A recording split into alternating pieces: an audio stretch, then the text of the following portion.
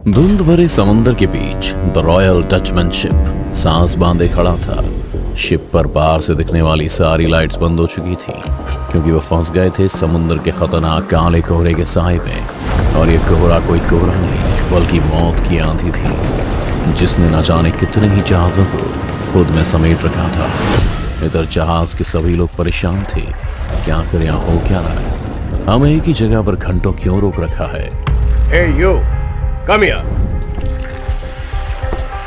Yes sir, बताइए मैं आपकी क्या मदद कर सकता हूँ। ये जहाज यहाँ क्यों रुका है? आगे क्यों नहीं जा रहा? ओहो, मैं तुमसे बात कर रहा हूँ। कप्तान कहाँ है तुम्हारा? बुलाओ उसे यहाँ, नहीं तो मैं ही जाता हूँ उसके पास। प्लीज सर, आप ऊपर नहीं जा सकते। कप्तान जल्दी ही आपसे बात करेंगे। आप प्लीज थोड़ा सा पेशेंस रखिए। इंतजार? लाखों रुपए इंतजार करने के लिए दिए हैं हमने। रॉबर्ट अटेंडेंट पर चीखता हुआ भी बोल ही रहा था कि तभी समुद्र में विस्फोटक आवाज आई, मानो जैसे कुछ समुद्र का सीना फाड़ के बाहर निकला हो। तुम लोगों ने सुनी ये आवाज? हम जरूर किसी मुसीबत में हैं और ये लोग हमसे सच छुपा रहे हैं। मैं अभी ऊपर जाकर पता लगाता हूँ। नहीं सर, वापस आ जाइए please. Hello, captain Lee reporting here. Mister Robert ऊपर गए हैं, हम क्या करें? बेवकूफ, तुमने रोका क्यों नहीं? अब जाओ और लोअर डेक के सारे दरवाजे बंद कर दो अभी। अगर वो अब नीचे आया तो पूरा शिप तबाह हो जाएगा।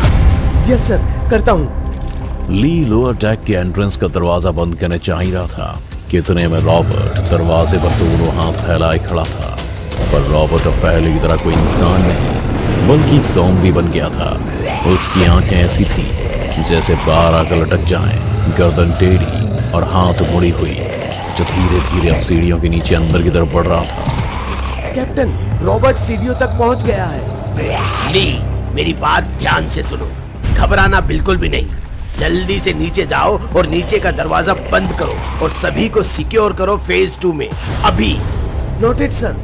ली भागता हुआ नीचे का दरवाजा बंद करता है और सबको इमरजेंसी अलर्ट देकर फेज 2 की तरफ चलने को कहता है। ली इसके इमरजेंसी अलर्ट को सुन सबके बीच अफरा तफरी मच जाती है। कोई इसकी बात सुनने को तैयार नहीं होता और फिर अंत में ली को कैप्टन से मदद लेनी पड़ती है। हेलो एवरीवन, मैं आपका कैप्टन जोसेफ बोल रहा हूँ। जानता हूँ कि आप बहुत परेशान हो रहे होंगे कि आखिर अचानक से ये सब क्या हो रहा है, पर यकीन मानिए हम आपको सुरक्षित रखना चाहते हैं, इसलिए आप इस वक्त ली की बात मानिए। सुबह होते ही सब कुछ ठीक हो जाएगा, ये मेरा वादा रहा आपसे। कैप्टन की रिक्वेस्ट के बाद लोग खुद ही फेज 2 में जाने लगे, पर रॉबर्ट की गर्लफ्रेंड लियाना बार बार रॉबर्ट के बारे में पूछ रही थी। सभी जा चुके थे, यहाँ बस ली था जो लियाना से रिक्वेस्ट कर रहा था कि वो फेज में चल चले, लेकिन वो मानने को तैयार ही नहीं थी। तभी फेज 1 के दरवाजे पर दस्तक हुई। दरवाजे पर लगे कांच के उस पार झिलमिलाती रोशनी के बीच रॉबर्ट का चेहरा दिख रहा था। ये तो रॉबर्ट है, उसे अंदर क्यों नहीं आने दे रही तुम? मैम, अभी हमें उनसे बचकर रहना है, नहीं तो सब खत्म हो जाएगा। क्या किया तुम लोगों ने रॉबर्ट के साथ? ये क्या हाल हो गया इसका? मैं दरवाजा खोल रही हूँ और उसे अंदर ले रही हूँ। नहीं मैम, आप ऐसा नहीं कर सकती हैं। ली के मना करने के बाद भी जब लियाना दरवाजे की तरफ बढ़ने लगी तो ली ने उसके हाथ को पकड़कर रोक लिया और कैप्टन से बात करने लगा। फिर कैप्टन का जवाब सुनते ही उसने लियाना का हाथ छोड़ दिया क्योंकि कैप्टन ने उससे कहा कि अगर वो नहीं मानती तो उसे वो वहीं छोड़ दे और तुम बाकी लोगों को सेव करो। ली ने बिल्कुल वैसा ही किया।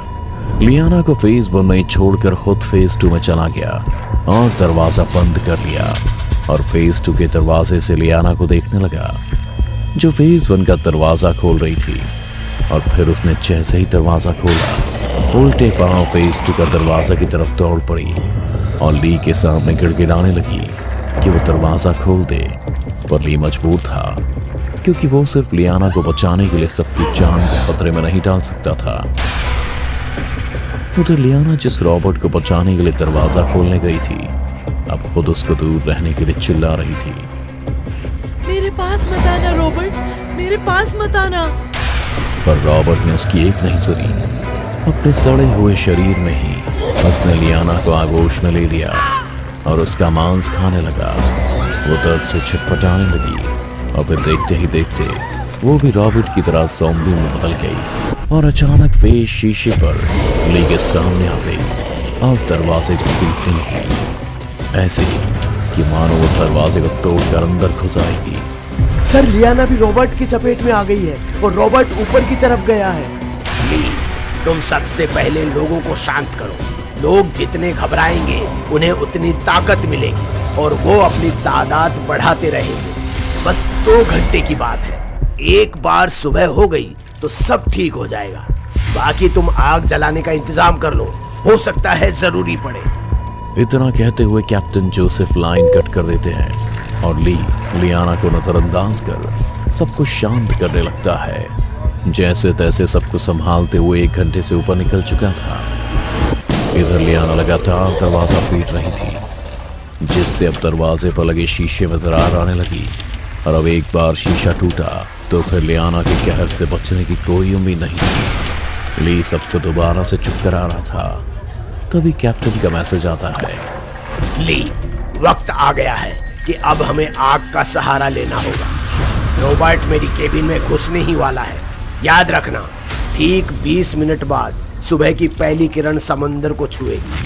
ठीक उसी वक्त ही तुम्हें आग की मदद से लियाना पर काबू पाना होगा, क्योंकि उनके अंत का यही एक रास्ता है और फिर सबको इस जहाज से बाहर निकालना होगा। माय बॉय, अब सब कुछ तुम्हारे ऊपर है, ध्यान रखना। ली अपने चारों ओर देखता है और उसे समझ नहीं आता कि आखिर वो आग लगाने का इंतजाम कहां से करे।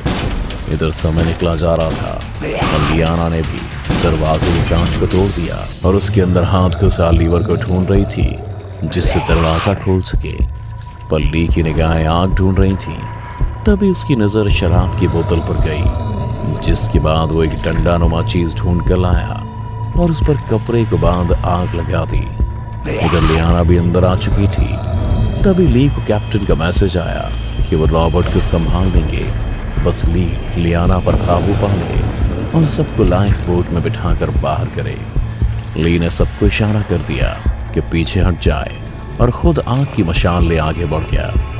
उसे अपने पास आता देख ज़ॉम्बी बन चुकी लियाना थोड़ी सी सकपकाई, पर फिर आग से दूर हट दूसरे लोगों पर चपकने के लिए आगे बढ़ी। पर ली वहां उन दोनों के बीच रक्षा कवच बन खड़ा हो गया। सुबह होने में कुछ ही देर बाकी थी, इसलिए ली ने लियाना को आग के सहारे डराए रखा और बाकी सभी लोगों को तेज बंद से होते हुए शिप से बाहर जाने के लिए कह दिया। सभी बाहर जाने लगे और इधर ली ने शराब से भरा हुआ गिलास लियाना के ऊपर उड़ेल दिया और अपने मशाल से उसे आग के हवाले कर दिया और खुद बाहर की ओर भागने लगा। ऊपर रॉबर्ट भी धूम कर चल रहा था और कप्तान सबको रेस्क्यू करने में लगा था, क्योंकि इस आग के खेल में पूरा जहाज भी जल उठा था और जल्द ही टूटने वाला था। सभी लोगों को रेस्क्यू करने के बाद एक आखिरी नाव बची थी और जहाज पर कप्तान और ली। जल्दी चलो ली, शिप डूबने वाला है। कैप्टन, आप बोट में चढ़िए, मैं बस अभी आया। कप्तान बोट में चढ़ ली का इंतजार करने लगता है। ली हाथ में चाकू लेकर उसके पास पहुंचता है, पसीने से सराबोर कांपता हुआ। कप्तान की नजर उसके हाथ पर पड़ती है जो खून से लथपथ था और उसके हाथ घाव धीरे धीरे सड़ते जा रहे थे। इससे पहले कि कप्तान कुछ बोल पाता या कर पाता, ली ने बोट की रस्सी काट दी और कप्तान बोट के साथ सुरक्षित समंदर में बहने लगा। इधर ली चलते हुए जहाज पर धीरे धीरे ज़ॉम्बी में बदल गया। कप्तान को बचाने के लिए उसने खुद की कुर्बानी दे दी। ये सब मंजर देख कप्तान की आंखों में भी आंसू आ गए और उसने नम आंखों से ही सल्यूट कर उसे श्रद्धांजलि दे दी। पर दोस्तों, क्या आपके मन में सवाल नहीं उठ रहा कि आखिर रॉबर्ट के साथ ऊपर ऐसा क्या हुआ जो वो ज़ॉम्बी बन गया, और समुंदर के काले धुंध में ऐसा क्या होता है जहाँ पूरा का पूरा जहाज बर्बाद हो जाता है? अगर आपके मन में भी ये सवाल है तो कमेंट कीजिए और शेयर कीजिए हमारी कहानी को, ताकि हम इसका दूसरा भाग जल्दी लेकर आए।